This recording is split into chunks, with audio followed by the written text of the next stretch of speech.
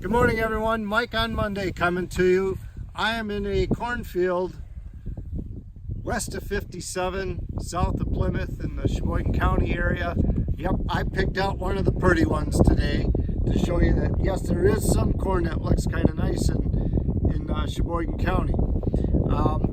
My topic today is the management of this kind of corn, because when I looked at the markets first thing this morning, corn was 420-ish, give or take. So basically, the market is continuing to improve. So, this is a great looking field. What do we do from here on forward? Well, first thought is your side dress program. Be thinking about that getting that side dress on, your second shot of nitrogen in the equation. Good time to start looking at that. As well as what's been kind of in the back of my head quite a bit is diseases. Now, we've been cold, wet, cloudy, all those things that kind of add up to disease in our heads. Last year in northeast Wisconsin, we saw a tremendous amount of the stalk rots hitting our crop, hurting us in yield, in quality. So the anthracnose, the gibberella, the fusarium, that whole complex of diseases can be one of those parts of the equation that chip away at our yield and the ability to get it harvested, maintain the quality and the yield we're after. Even though we've got good prices coming, we still have to manage the crop that we have.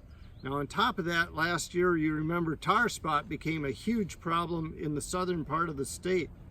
Again, we have a lot of conditions right now that are setting up for that additional disease. So start considering the use of a fungicide. If you still got your Roundup to put on as your overlay out here, you may want to talk to one of the Country Vision's agronomists and look at an addition of one of the early applications of a fungicide to help control the early onset of some of those diseases.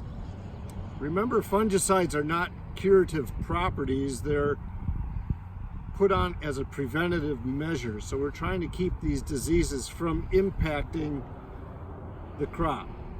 And whenever you're up against Mother Nature, always don't ever bet against the pest, is what I'll say.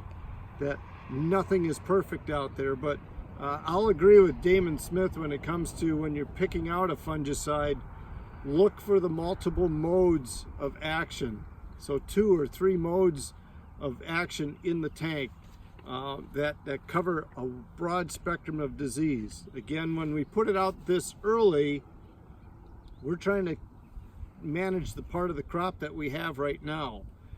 Even if we use a residual material, it won't be enough to take us to the end of the season. A shot at tassel time might be necessary. Again, you'd be making that decision based on the weather pattern that you're having at that time near tassel. Is the addition of this expense going to help me or hurt my business? Again, have those discussions now, but you've got opportunity, so take a look at those things. Again, fusarium, gibberella, and anthracnose can be setting itself up in these plants. We need more of this warm sunshine to get this plant up and running. It's dragging, it's a little slow. That just sets up opportunity for diseases and other pests to start invading that crop. Continue managing. I know we got some prices that are getting better. That's probably going to continue, would be my best guess based on the weather pattern the U.S. has and the impact it's had on the planting of corn and the crop that we have. But keep an eye on the markets, keep an eye on the crop. You got questions, give us a call at Country Visions. That's what we do. We help you out managing this crop. With that, enjoy the sunshine. I hope you get plenty of it. They say it's supposed to get warmer. Let's hope that occurs. We'll see you next week.